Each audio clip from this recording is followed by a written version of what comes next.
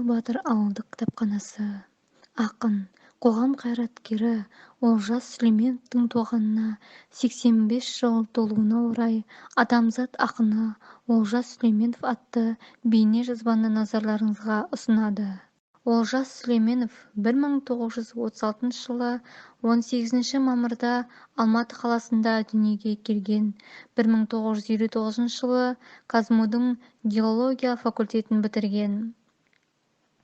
Максим Горький атындағы әдебиет институтында оқыған. Сүлейменов туындыларын орыс тілінде жазады.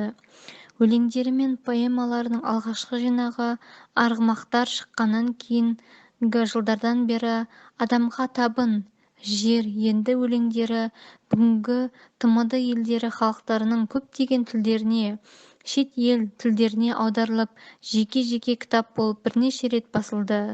Кино-драматургия, әдеби зерттеу саласында да еңбек етіп жүр.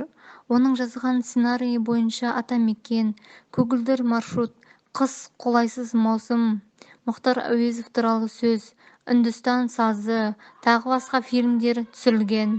Олжас Сүлейменов еңбек қызыл ту, құрмет белгісі, Октябрь революциясы, бірінші дәрежелі барыс, отан ордендерімен, көптеген медальдармен марапатталған. Әзербайжан Республикасының Шухрат орденімен, Украинаның Ярослав Мудрый, Шешен Республикасының, Францияның және Ресейдің достық ордендерімен марапатталған.